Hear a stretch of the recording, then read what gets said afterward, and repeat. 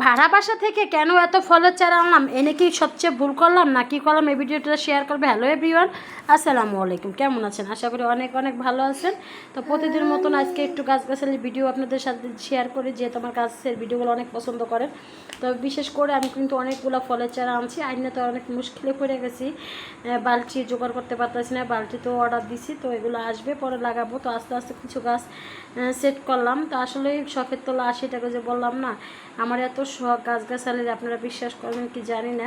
But তারপর আমি যেহেতু আমার গ্রামে একটা জমি রাখছি, এই জন্য হলো আমার গাছগুলো আনা ভাড়া বাসার ভিতরে, নাহলে আমি গাছগুলো এত রিক্স হয়ে আনতাম না।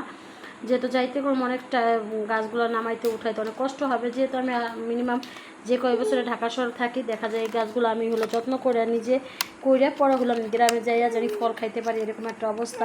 কারণ এখন তো আমি গ্রামে থাকবো না, কারণ এত তাড়াতাড়ি তোর গ্রামের বাচ্চাদের তো লেখাপড়া আছে, এটা তো সবাই জানেন।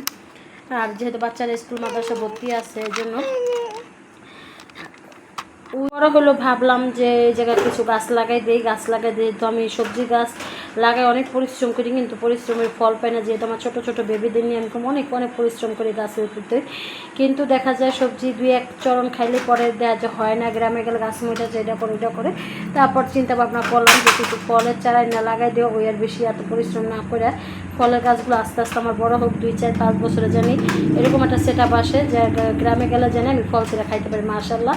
কিন্তু বলবেন দেখেন আমার লাল পেয়ারা গাছে পেয়ারা ছেড়বে আমার ছেলে, আর ও তো অনেক খুশি। গতকালকে একটা নিচে একটা 6টা পেয়ারার ভিতরে 2টা পেয়ারা আছে, 4টা পেয়ারা হলো আমি গ্রামে যাওয়ার সময় পড়ে গেছিলো।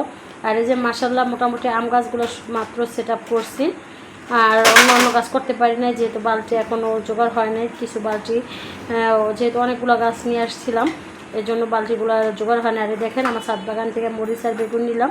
তো বেগুন আজকে আমার বাসায় ইলিশ মাছ কাটা ছিল, তো ইলিশ মাছ দিয়ে রান্না করব। আমার অনেক দিন ধরে বেগুন দিয়ে রুই মাছ অথবা ইলিশ মাছ খেতে ইচ্ছা করছে। তো মোটামুটি আমি অনেক গাছ চেঞ্জ করতেছি। বেগুনের গাছগুলো আমি উঠাই অন্য টবে লাগাই দিব, যে যেহেতু পুরান গাছ, দেখা যায় নতুন গাছ যদি আমি লাগাইতে পারি তাহলে কম ভালো হবে বেশি। আর এদিকে হলো যে দেখেন বেগুনগুলো দেখেন, আমার গাছের বেগুন যেহেতু একবার কইসে একবার হয়ে যায় মাশাআল্লাহ।